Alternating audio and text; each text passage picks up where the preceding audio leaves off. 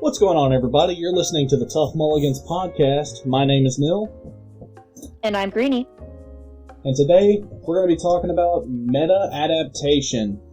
And that's basically just all about getting ready for the meta, knowing what it looks like, and knowing how to make changes to your deck to help you function against things that you'll actually end up seeing. Well, Nill, first we have to define what a meta is. Yeah. Your meta, your local meta, is the decks and strategies and common cards, that whole combination, that big old circle of everything that you're going to see in your local.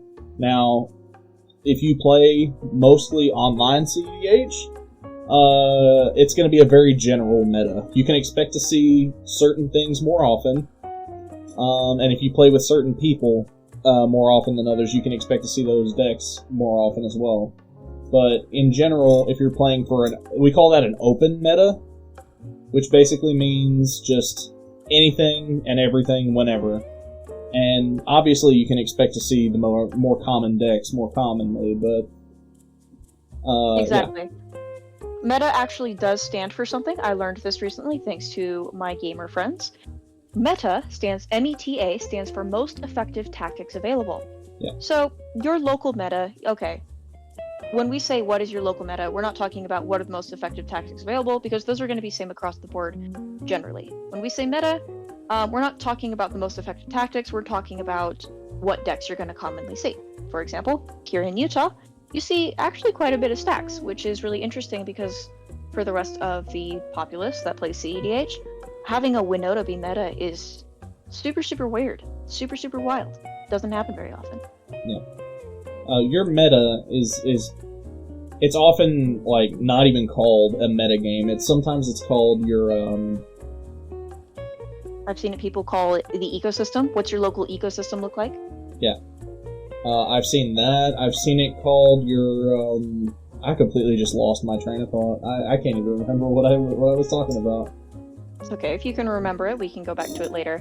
Yeah. So, I think one thing that is important to recognize when you're trying to identify what your local meta looks like is identifying the difference between a common deck and a good deck. If you have a local cEDH meta, because this is a cEDH podcast, that consists of 40 slicers and 1 crick, and the crick always wins, the common meta might be slicer, but the proper meta, quote-unquote, is crick. So you're not necessarily going to want to build to fight against the slicers. You're going to want to build to fight against the crick, because that's what's winning. Common decks, the most common decks, things like Blue Farm, things like Sisay, things like Najila, it's just as important to recognize, acknowledge, and build around those as it is to build around the decks that you most commonly see. However, I would say that building around the winning decks is a little bit more important. Yeah, I could see it. I see it kind of both ways, honestly. They're both important for sure. Yeah, in that example specifically, you can pretty much expect to see 3 slicers next to yourself more often than you'll see that 1 crit player.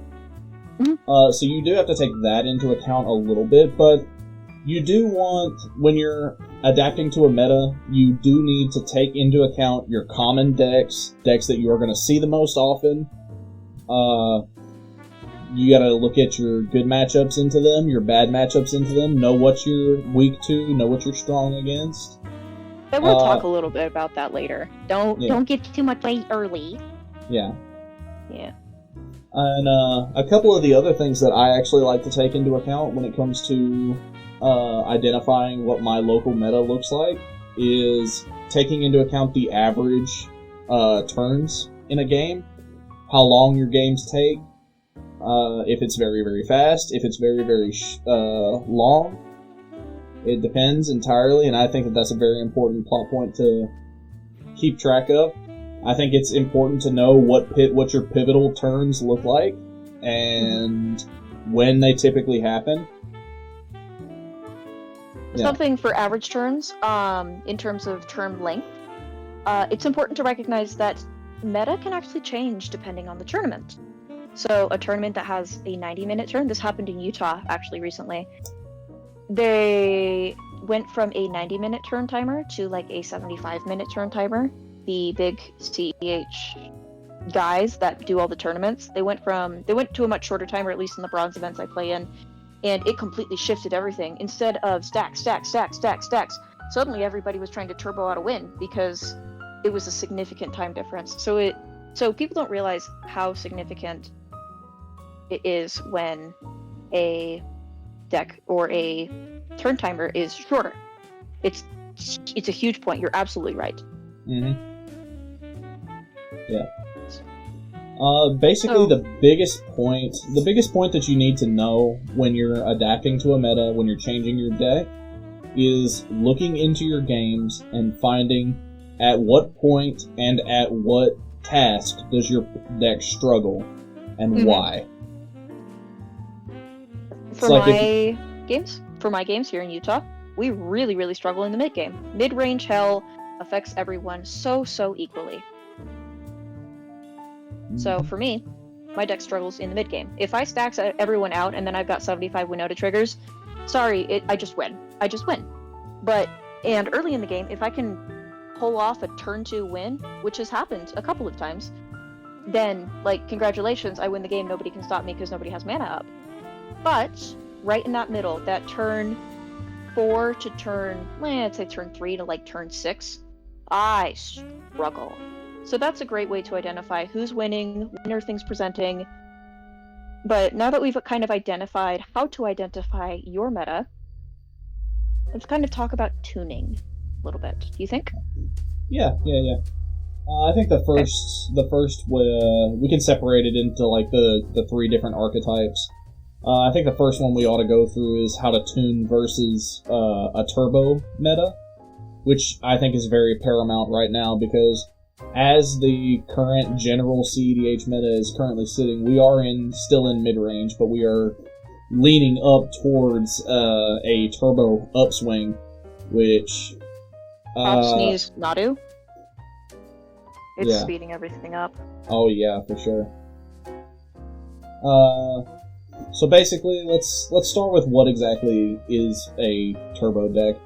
Turbo decks is one of the 3 big archetypes in cEDH. It's exactly what it sounds like, basically. It's trying to turbo out win attempts as fast as humanly possible. These are your decks like Rogsai. These are your decks like Crick, for sure. Just any deck that's main plan is to jam before everybody else. And keep it that way. Honestly, I kind of like to say that if your deck gets blown out of the water by a single counterspell, you're running a turbo deck. They're oftentimes very much glass cannons. However, cannons hurt. Sometimes. Yeah. And it can be hard to stop a turbo deck when it's going. Oh, yes. Once the engine goes, it does not stop. Yep. But, okay, once the engine goes, it doesn't stop, but what do you do if you come across an engine? Like, if you come across a turbo deck, how do you tune to it? If your meta is filled with Crick and that weird Joyra and turbo everything else, how do you tune to something like that? It seems impossible sometimes. My favorite way to tune against turbo strategies is to be preventative rather than reactive. Being preventative against turbo is, in my opinion, the best way to go about it. You're looking at your stacks pieces, rule of laws, Thalia effects, they really shine into these. Vexing Bauble, those kind of effects eat turbo decks alive. Just random bits of graveyard hate, if you just happen to have them, and all of a sudden the turbo players just simply cannot win. And Honestly, I say it as a joke. Like, I eat Grafdigger's cages because that's like a meme. I ate a Grafdigger's cage once. But, like, honestly, if you run Grafdigger's cage, you screw so many decks out of the format in terms of turbo. It's unbelievable. If you, like, play your stupid stacks pieces. I don't care if you're a mid-range deck. I don't care if you're control-y. Play a single stacks piece, please, even if it's Stranded Magistrate.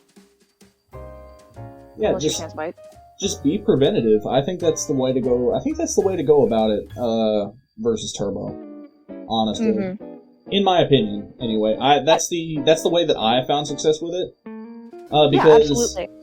like, we'll get into the rock, paper, scissors between the three major archetypes, but I play mid-range. Mid-range is typically, theoretically, soft to turbo as a strategy. Those stacks pieces and preventative measures are how I turn the tables on them. I will say, as token stacks player, haha, I make tokens and I play stacks, token stacks player. As the token stacks player and the token turbo player, yeah, stacks hurts me a lot when I'm playing my turbo versions of Noda, but what hurts me just as much is control. And I think people oftentimes will confuse control and mid-range, and don't get me wrong, mid-range can absolutely be control can absolutely be mid-range. But it's kind of like the whole square and rectangle thing, where, yeah, a square is a rectangle, but a rectangle isn't always a square. Yeah. And so, like, yes, if you can play stacks pieces, but also if you can play counter magic. Even red has, like, Chaos Warp and Tybalt's Trickery. Don't play Tybalt's Trickery, it's a bad card, but you know what I mean. Play Red Elemental Blast. Play Shoutouts to literally Burper. Shoutouts to Burper. Yeah. So, Yeah. like, just do something. Be preventative either in reaction, like by holding up counter magic instead of going, oh no, that's a Thassa's Oracle in the deck, or that's an Ad Nauseam. I guess I better start digging with my One Ring. Instead, start digging beforehand. Preventative measures, whether it's through counter magic or whether it's through stacked pieces and preventative permanence, is the best way to stop a turbo player coming from a turbo player. If your deck is struggling against a turbo meta, and you don't want to change decks, this is all assuming that you love the deck you're on and you don't want to change decks. Consider adding in some additional preventative measures. As much as I hate Orcish Bowmasters, it's a reasonable preventative measure. It's not good. An insane card. It's not a good preventative measure, but it is a reasonable one. Just, if you act proactively against the turbo meta just hits the brick wall that you are presenting. The only color, like mono color that I can think of, that doesn't have a ton of stuff for stacks specifically, and like prevention against turbo decks, is green. But even then, upon like literally giving it another iota of thought, green has like Collector Roof. So, and there's also colorless stack species, like you mentioned, Vexing Bauble, there's Grafdigger's Cage, even Tormod's Crypt. Like, that's a stack piece, and it's a 0-drop. And it's like completely reasonably underplayed, honestly. And then here's a spicy one for all of you players who want some weird tech. There's a card called Chalice of the Void. Oh god, 2X. I love Chalice. This is underplayed. This is like a local Utah specialty just as much as like green jello. Chalice of the Void is double X, right? Double X, and then players can't cast spells with CMCX. However, there is literally nothing stopping you from casting Chalice of the Void for free and going all of your 0-drop spells, all of your rocks, turn them off. They're gone. Yep. Bye. There's nothing stopping you. Yeah, a turn 1 Chalice on 0 goes crazy, and if you can drop a turn 1 Chalice on 1, that's like equally as crazy, sometimes even worse.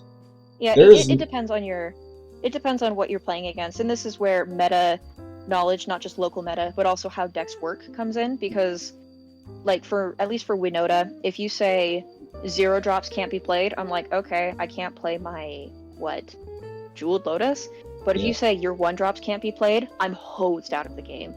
Yeah. I'm hosed. So I gotta say, yeah, Chalice on 0 in first seed against Rogsai is an intoxicating feeling. Yeah. It's intoxicating. Okay. And I have done that more than once. Or, hear me out, this was my turn 1 play that just made me go feral. Derevi, there's a Derevi player in my meta he's not super turbo, but his deck can go faster.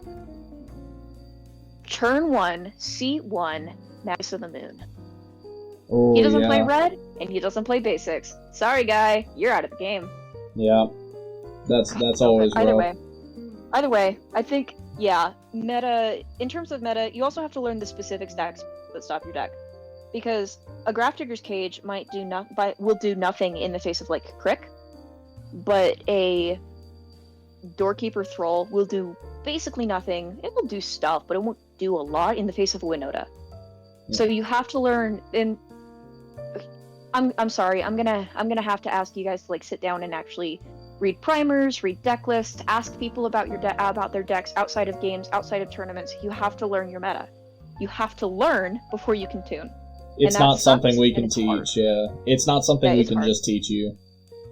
I mean, like, there was a time in Utah's history of cEDH where Varagoth was meta. Varagoth. God, I remember that deck.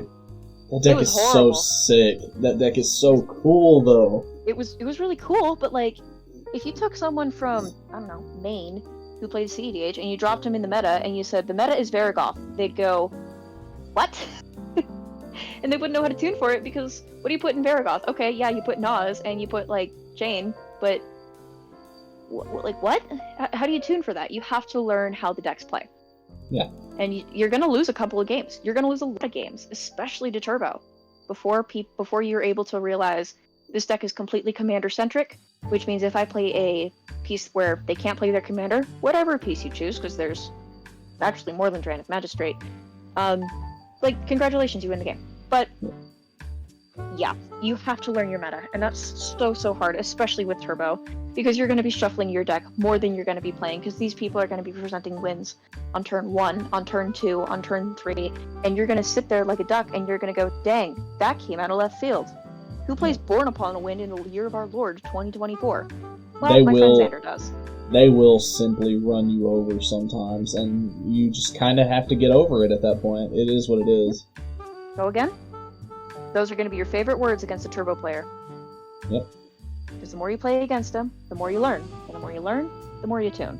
But also, play your damn stacks pieces, people. Yeah. And speaking of stacks, let's talk now about tuning versus stacks. Now, I don't know what you're doing listening to this podcast specifically if you're not a stacks player or don't know what stacks is. Stacks is the say no guys in cEDH. You're playing stuff like Rule of Law, like we said, like Drannith Magistrate, stuff that prevents your opponents from taking actions. Anything that says players can't or your opponents can't is a super solid stacks piece.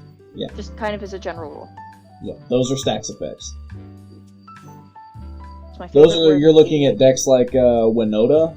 Noda is a solid stacks deck. Urza is a solid stacks deck. Mono White Heliod. Mono White Heliod, as much as I despise Yasharn, that's a good one to note. Yasharn is incredible. The other one that's coming up once again, unfortunately, is Wheeliod, which is kind of the colloquial term for the Azorius flip Heliod. Is Wheeliod back on stacks? I thought that they got off of that. I know one's Wheeliod. I know 1.5 Wheeliod players, and like 2/3 of that 1.5 are on stacks. So. Well, I mean, it is what it is. But either way, yeah. Shorkai is a great deck too for stacks. Shorkai is a really good example. But yeah, stacks, so you know, stacks suck, as a lot of people say. But it is a very difficult meta to tune against also. Mm-hmm. I wouldn't say it's as difficult as what we're going to talk about with mid-range, but stacks is hard because they just stop you from doing anything until they lock the board out, and then, like in the case of, I mentioned earlier, Slicer. Let's say you have a Slicer deck, and it stacks you out. You just sit there, and you take it, and you take the damage again, and again, and again, until you die. And it's hard, and it's grueling, and it's grinding.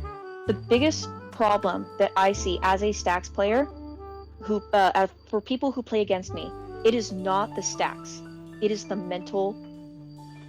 anguish is a strong word, but the mental distress of playing against a stacks deck and having your game plan more and more restricted, it wears on you. And it is hard to tune against psychological warfare, which is why I play it.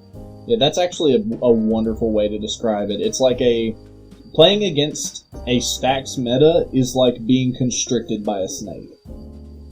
As someone in a stacks meta, I wouldn't wish this on my worst enemy. It's gonna squeeze Help. you. Yeah, a Stacks meta is gonna squeeze you, and squeeze you, and squeeze you, and squeeze you, and you'll take fewer and fewer game actions as the turns go on, and then all of a sudden you'll just stop. And there will be... Sometimes it's turn 2 that you stop, and sometimes it's turn 22. Mm-hmm. And it's hard. And I promise you, they view both of those wins equally. Oh yeah, I love both of them.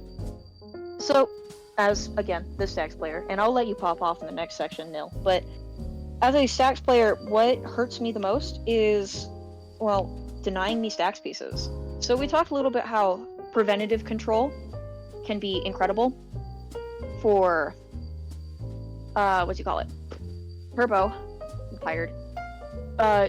Preventative can be great control for Turbo, but it can also be pretty good control and prevention, for Stacks.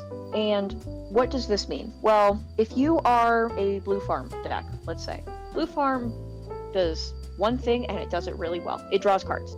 And I have a Spirit of the Labyrinth out, or I have an Orcish Bowmasters out, or anything like that that says you don't draw cards, the best thing you can do is, before that hits the field, while it's on the stack, fight me for it. Fight me for it. Put a counter spell out. Hold up the mana. Don't tap out every turn, unless you have, like, Force of Will, and then you can bait me into it. But prevent me from getting those stacks pieces on the board. And if those stacks pieces already are on the board, remove them. Stacks players... Oh, sorry about that. No, you're fine. I lock people out before they can remove my pieces. But if they remove my pieces, I can't lock them out. And then they win. Yeah. Stacks players are at their best when they do not have to spend resources. So make them fight for every single effect that they have to have, quote unquote. One of the reasons why my control, quote unquote, Noda is so strong.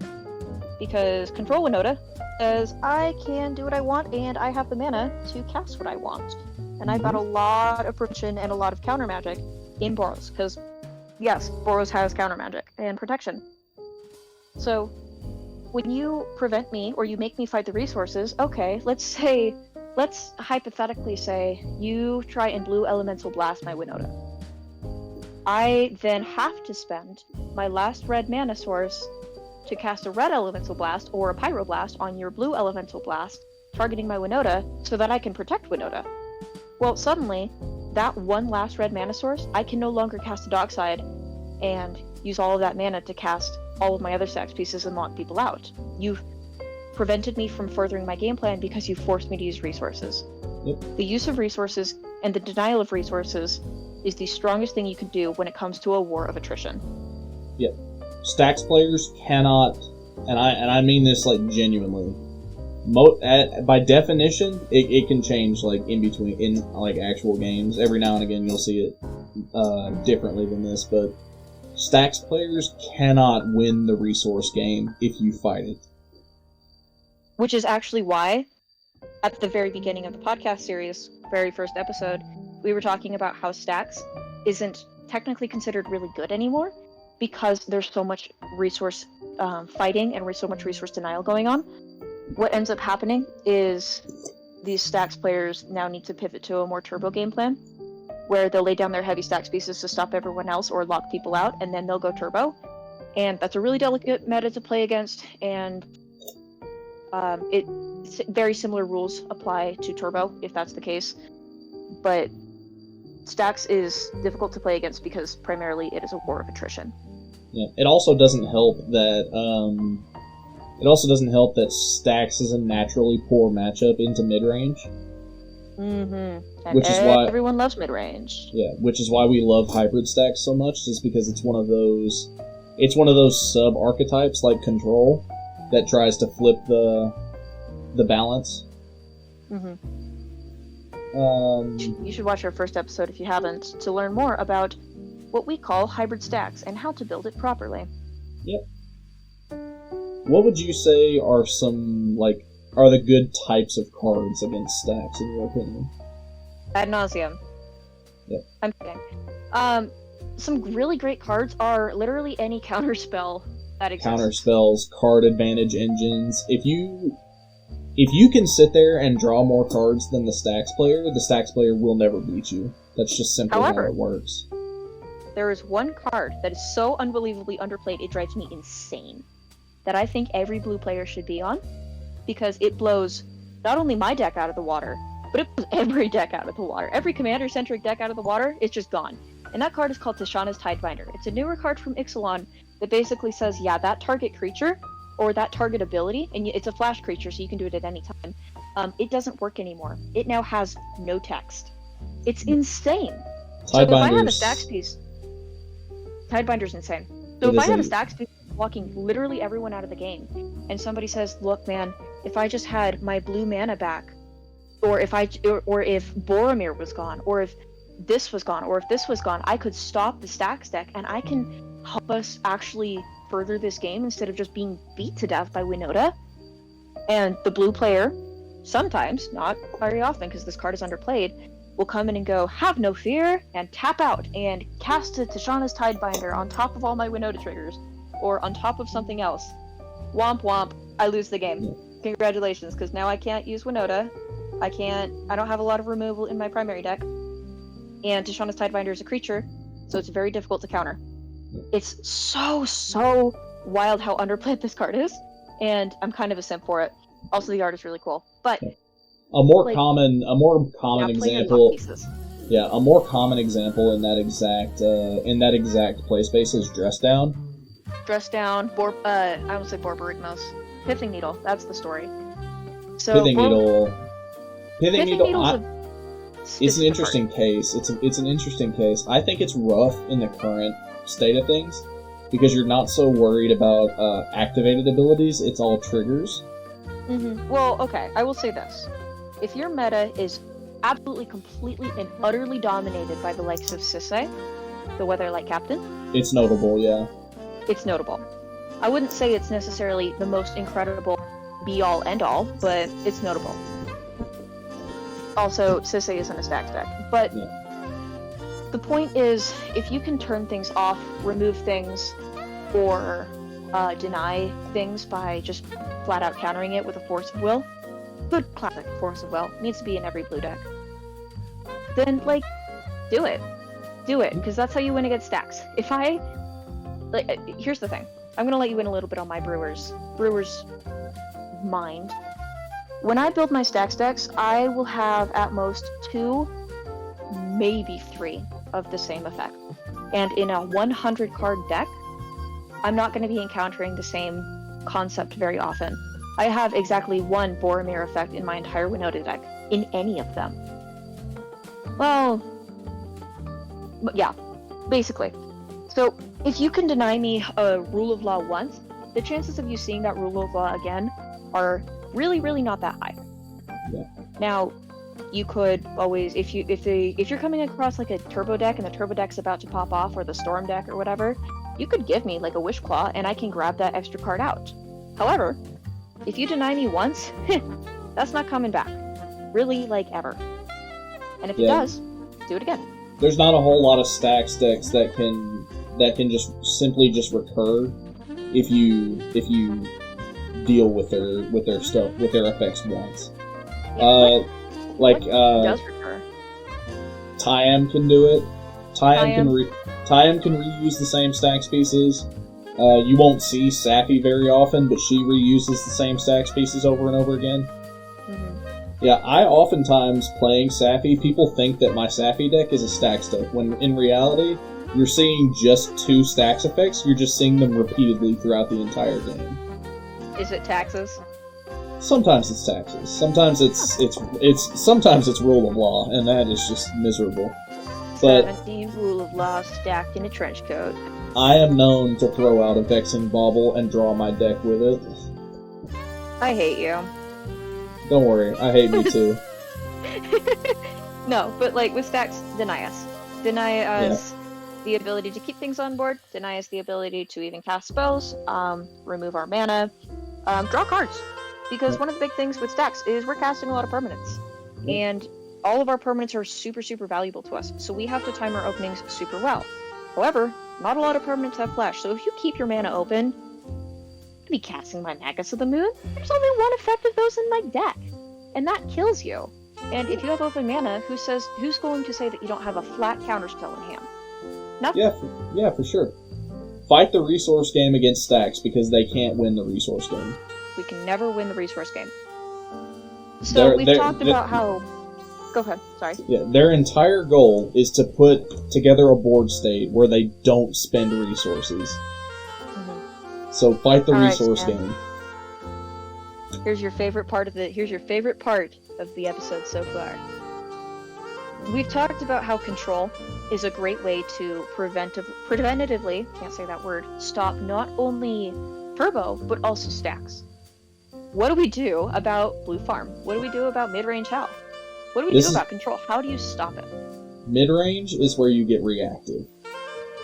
Well, I guess first of all we should talk about what mid-range is and keep to the format. The status quo. Mid-range is exactly what it sounds like. It's in between turbo and stacks. Your goal is to sit there and draw cards and play all the best cards, and you're trying to win the game through raw card quality and ability to grind. Mm-hmm. So this oftentimes will look like the color blue. Let's be honest, Wizards give everyone else a freaking chance of playing mid-range. Please. This involves a lot of really popular cards such as Ristic Study, Smothering Dive, Fish Stick Study, the new one, Rivet Study. Rivet Study is what, Polywog Prodigy? Yeah. So there's all of these blue cards that draw cards. And if you can draw cards, especially with an Orcish Bowmaster, or with someone else's Orcish Bowmasters, and then convince them to like ping people to death, congratulations, you've won the game. Yeah. But drawing cards is power. Personally, that's how I define the difference between high power and cEDH. High power, you're okay with your opponents getting more cards because they have less mana. In cEDH, you're okay with your opponents having fewer cards if they have more mana. There is a reason that mid-range decks have such a naturally strong matchup into stacks decks. And that's because mid-range decks, their entire plan is to play the resource game. Their plan is to survive and play the resource game. And if a mid-range deck has more resources than you, it's basically unwinnable. I know each and every one of you have been in a situation in a cEDH game where you are playing against a blue farm player, which is probably the most prominent mid-range deck. It's the most prominent deck, let's be honest. Yeah, it is. But you'll be sitting against and there was one player at the table who was irresponsible, and now the blue farm player is sitting there with 12 cards in hand, and you have your win in hand and you want to jam, but you just know that they have it. Because they always have it in 12 cards. Yeah. That is the goal of mid-range. The goal of mid-range is to amass your resources. And that can make it really, really difficult to build against, because amassing resources is no longer difficult. It's not difficult anymore. I was playing my mid-range with Noda today, actually right before this episode. And I have a card called Charismatic Conqueror. Yes, it's a deck piece, but it's also a value engine similar to blue farm value engines, such as Ristic Study and Mystic Remora. So I consider it a mid-range piece for Winota. And I was playing against a Rogsai player. Oh boy, did he feed me. Oh boy, did he feed me. And guess who died the very next turn? Like, mid-range, yes, it's defined by blue. Yes, it's defined by blue farm. But the best way you can fight against it is to deny it resources when it has these important, giant, as I call them, big fatties out. As soon as you've got the super, really useful resources, the One Ring, Ristic Study, 5, all of these different things, deny them resources, and you win every time. However, that doesn't mean you should be playing stacks. And Stan, if you shouldn't be playing stacks, what should you be playing against blue farm? Turbo, honestly. Turbo. Go underneath mid-range decks before they can get their advantage, and you have the natural advantage. That being said, if you don't want to play Turbo, which completely, honestly, I understand if you don't want to play Turbo. It's not my thing either. If you don't want to play Turbo, you don't want to change decks, the way that you beat mid-range is by playing a board interaction. Mm-hmm. Be willing to answer things on the board instead of just relying on a stack of counterspells to save you. Yeah. If you can interact with the board and remove value engines and those problematic commanders and value pieces and just every little bit of incremental advantage that's going to run you over because you can beat like 4 cards in hand, but 14's a whole different story. Oh, yes. Just answer them before they get to that point. Be willing to pop a Ristic Study, even if you suspect you may get stacked out at some point in the future. Just be willing to not lose to mid range. That's the way, and that's the thing that kills me the most. Is like the way that you don't lose to mid range is by being willing to not lose to mid range. Honestly, this is a problem that I have personally struggled with. I'm going to open up a little bit. I'm a very selfish player. I'm sorry to admit it, but if you're not touching my board, I don't actually care about what's going on with the game. I am known to play little games on my phone during actual games of cEDH because I do not care what's going on with the rest of the board. However, this has been changed recently. Not the game part, but like actually caring about other people's boards with Noda. And this is why we talked about in the last episode, it's technically good for the health of the formats, because suddenly everyone needs to focus on what's on the board. Suddenly, Noda does care about Red Elemental Blast. Suddenly, Magda does care about stacks pieces, and it should be playing them. Suddenly, everything is relevant. Every little piece of removal. People are playing instants now, and they're not just playing instants to protect their own stuff, but rather to react to blue. Whether that is Nadu, whether that is Blue Farm, whether that is Urza. They are reacting to blue now, and that is so unbelievably helpful in the fight against not just mid-range as a concept, but specifically Blue Farm. Because, okay, Crom has hit the battlefield. Crom is a huge value engine. If I Red Elemental Blast the Crom, yeah, it might cost me my Noda when I eventually get Hydro-Blasted, or take your pick of literally any blue removal spell. But what it does do is it denies the resources of Blue Farm.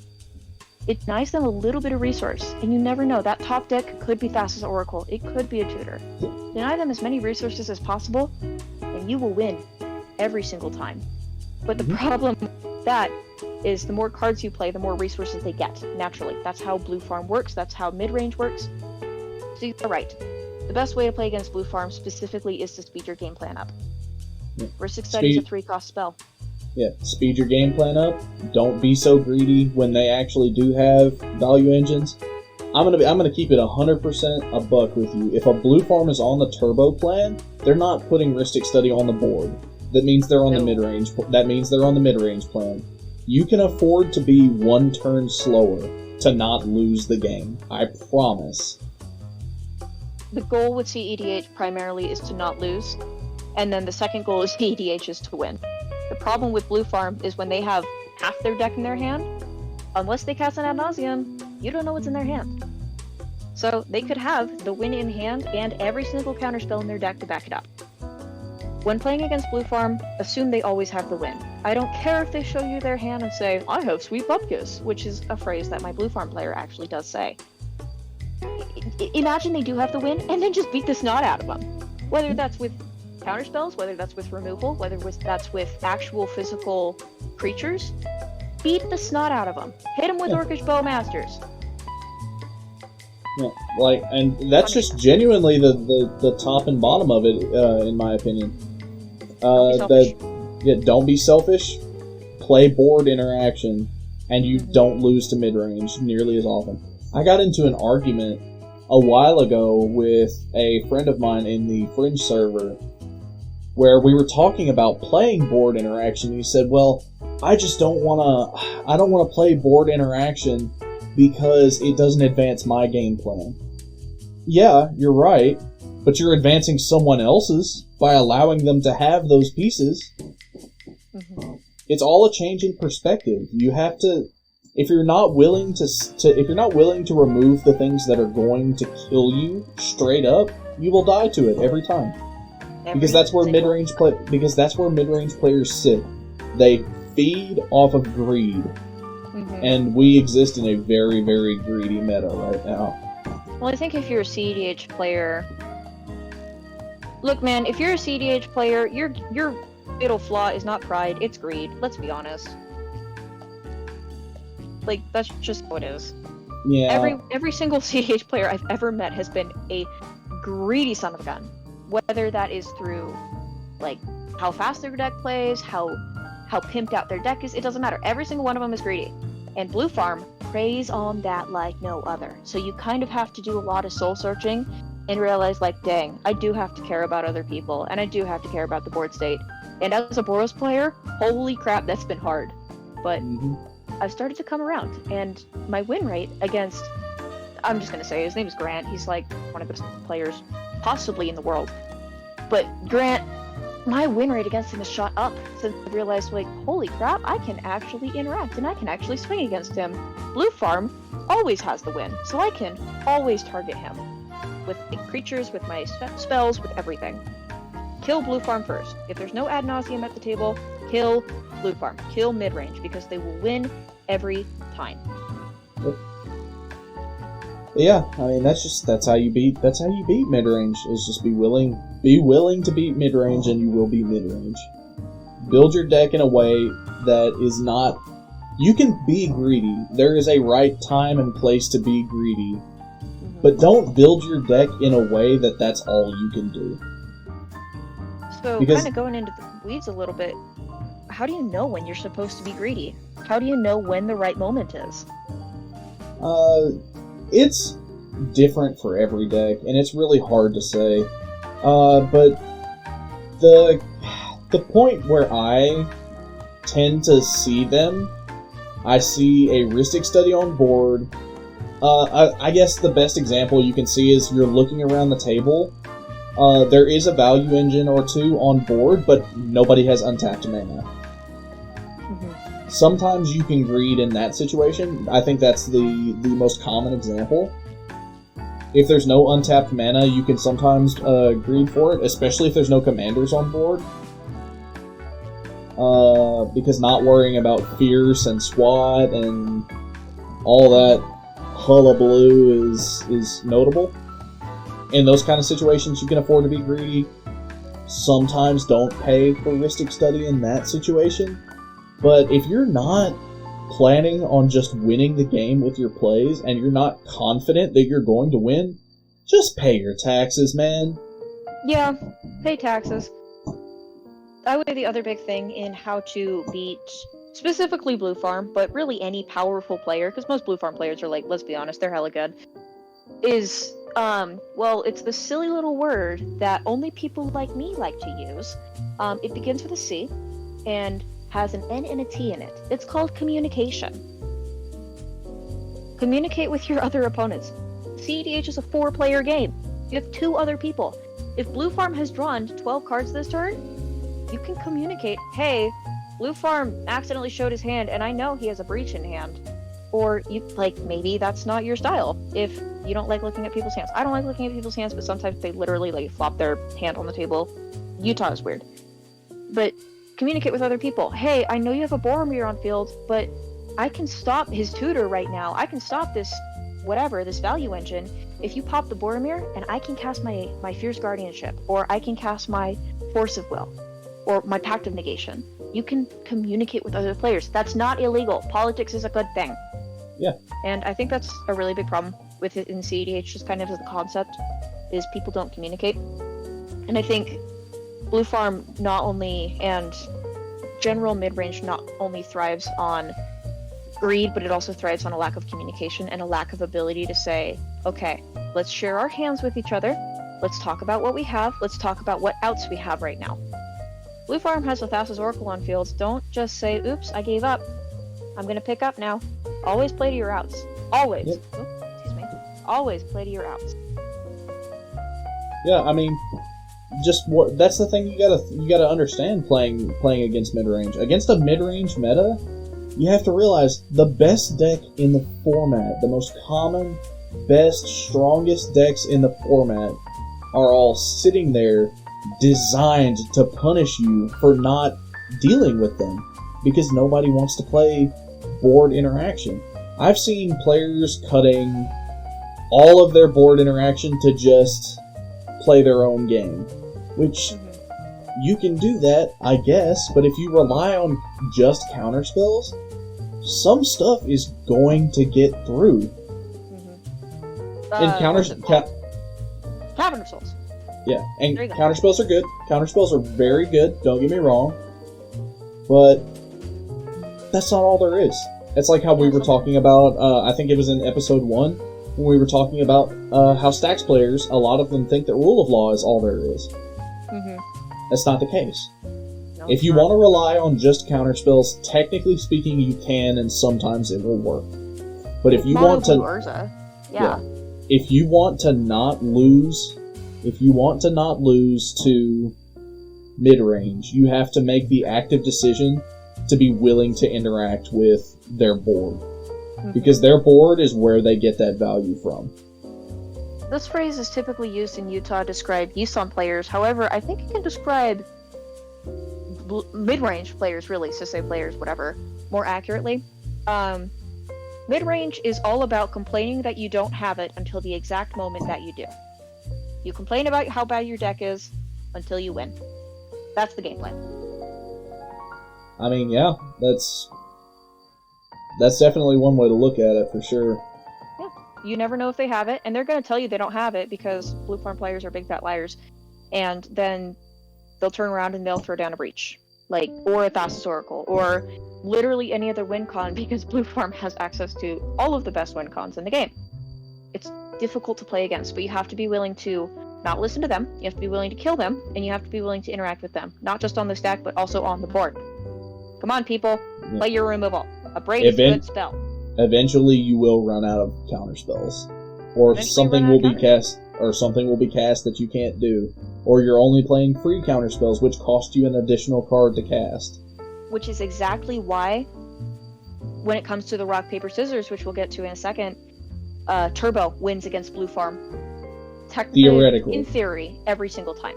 Yeah. Because they just don't have, if you can just play under them before they get their value engines out, congratulations, you win the game. They have 6 cards in hand, they lose. Yep. They want to play the resource game.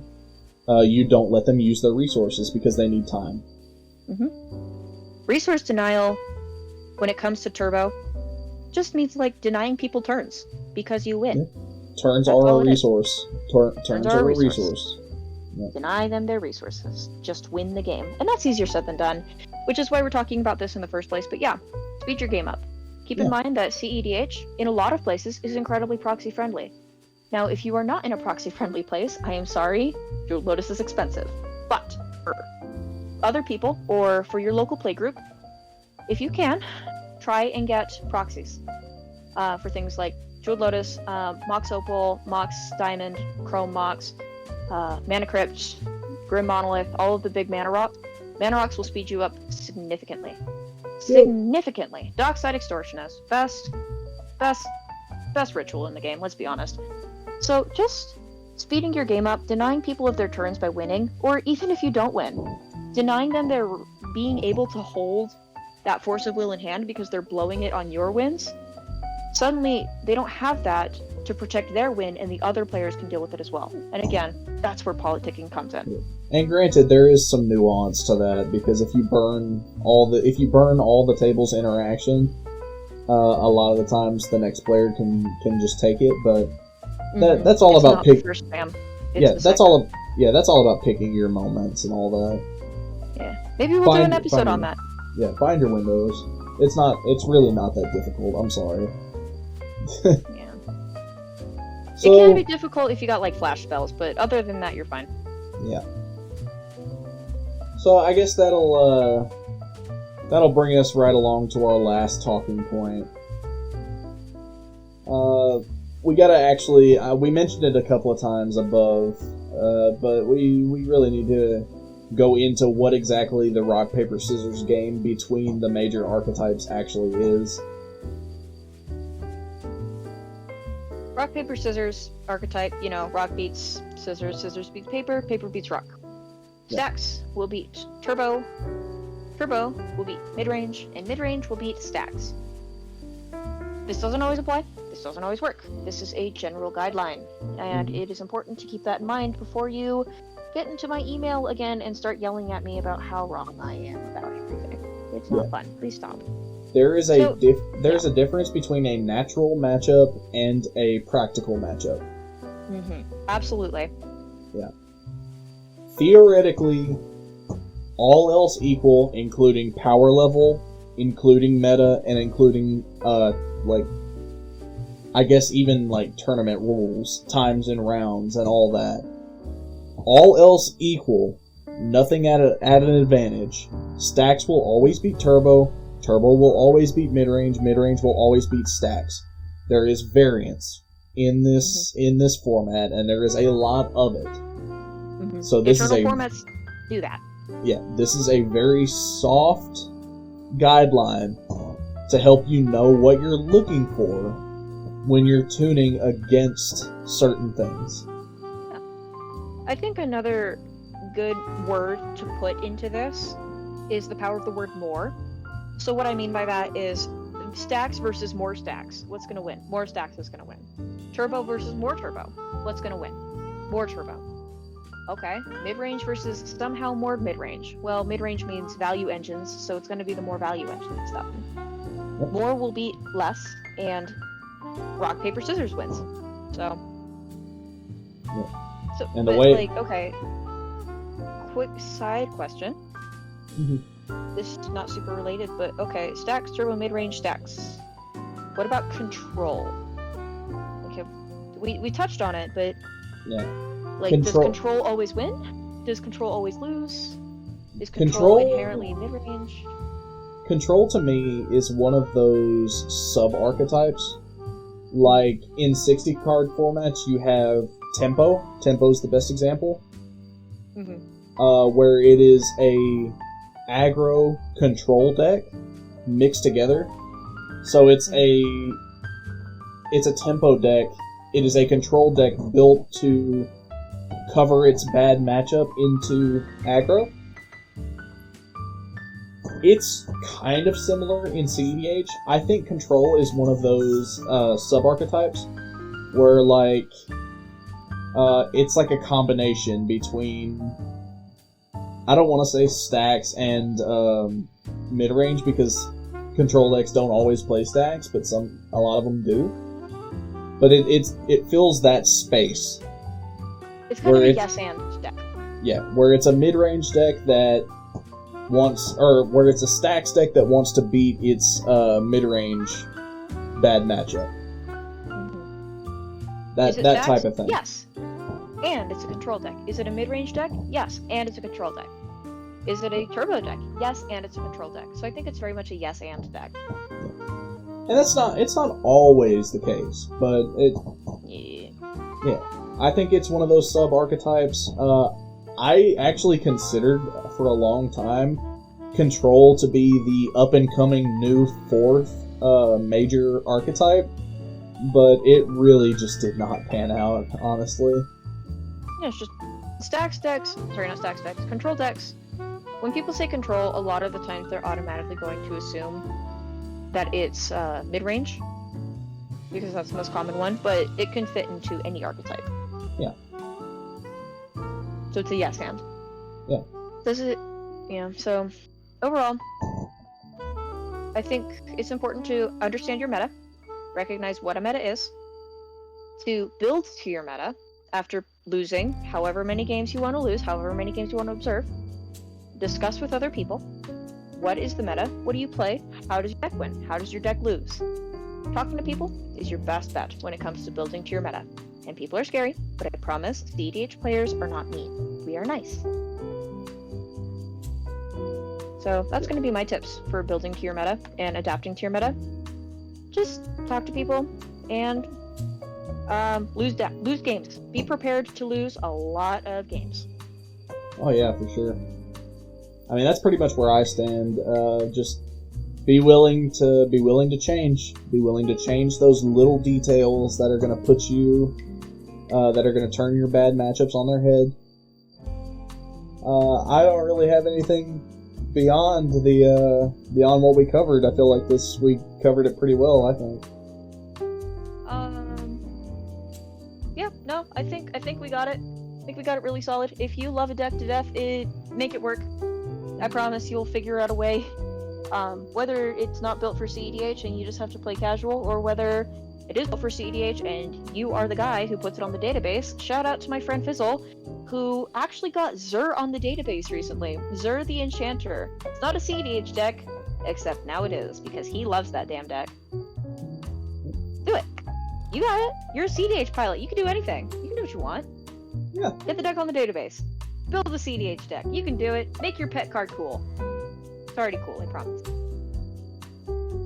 But anyway, we are Tough Mulligans.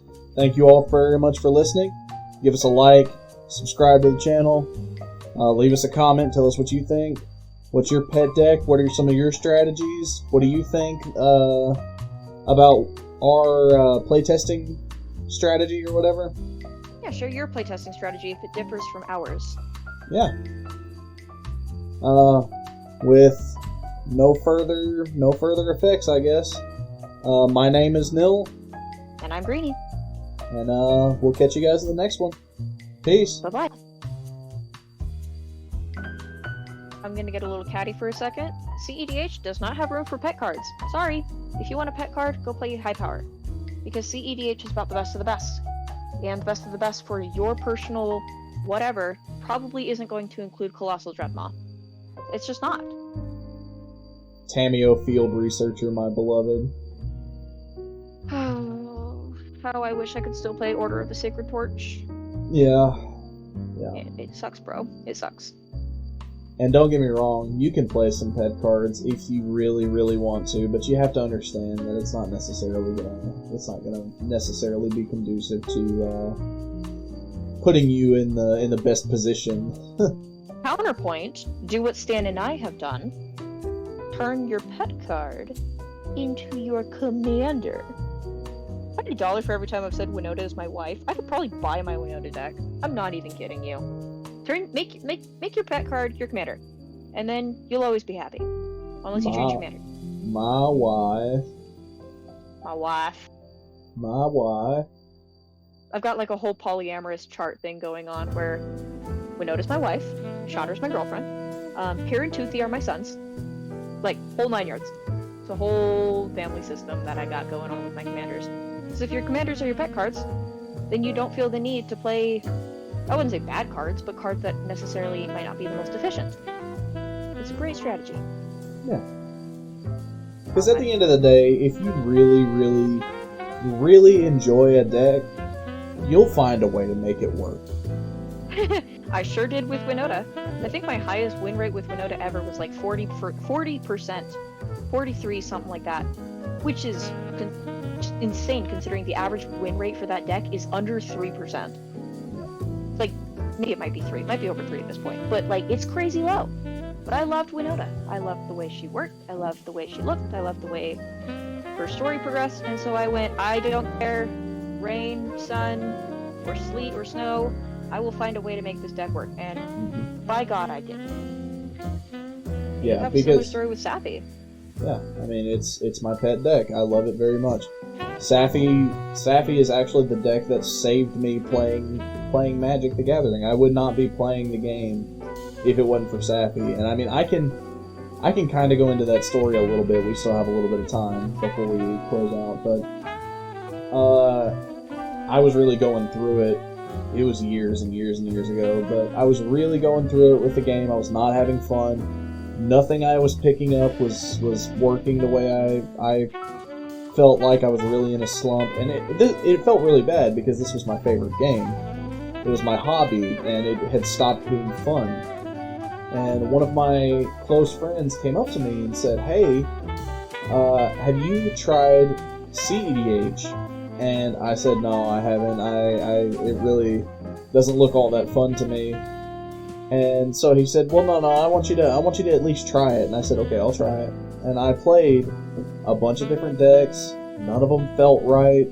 None of them really like changed my mind. I was having fun, but it wasn't like enough, you know? And So I happened to be looking through, I think I was literally clicking the random button on Scryfall, and Safi, Eric's daughter, came up, and I said, that could be a pretty cool looking combo deck, and I built the deck, and I was playing it, and for the first time in months and months and months, it felt like Magic again. And from that day on, Safi has been my favorite deck of all time.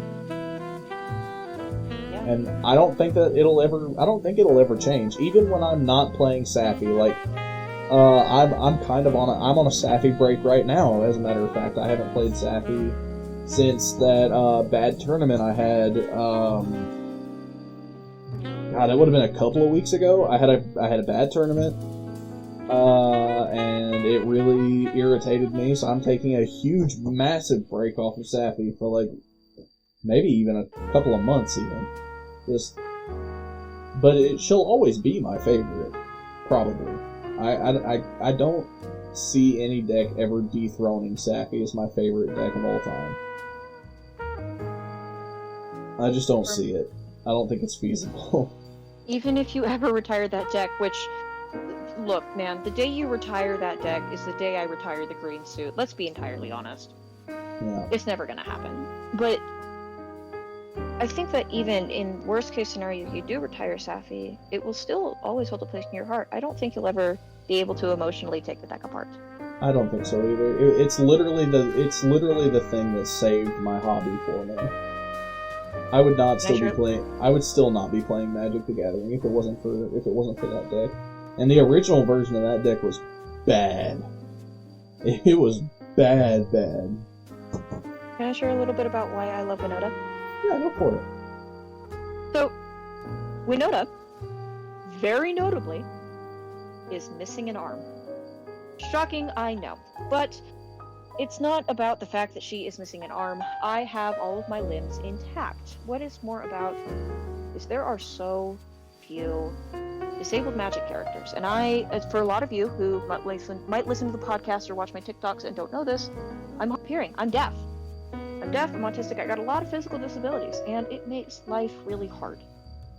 And seeing Winoda's story is really simple. She grew up in Ikoria, and she went out to kill this beast that was basically terrorizing her. And the beast took her arm off. And she was like, dang, I am so mad. And she went to go kill the beast, and then she became friends with it, and now she wanders around Ikoria teaching people how to not only live with disabilities, but also how to bond with monsters. And that is such a powerful story that she is literally a joiner of forces, like quite literally. There's no better way to describe it. They really popped off with that name. There's so little disability representation within fantasy settings, and there's even less disability representation where it's not fixed by magic in some way, especially when it comes to fantasy. Tezzeret has an arm missing, yes. However, he has a magical mechanical arm. So, like, does that really count? Yeah, yes, like he's missing an arm, but it doesn't feel like he's disabled. Winoda, she looks disabled, there's no denying it, she's 100% disabled.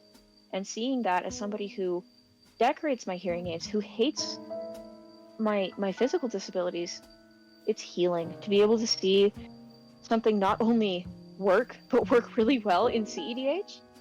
Sorry guys, I know Winoda's boring, I know she does the same thing over and over again. I'm never giving that deck up because a disabled woman is a powerful thing in a space filled with people who do not look like me. Yeah, it means a whole lot to you personally. Yeah. Yeah, and that's why I say Winoda's my wife. I feel that for sure. Yeah. But so sentimental tangents aside. Yeah, I think we went a little bit too deep there. Yeah, sentimental tangents aside.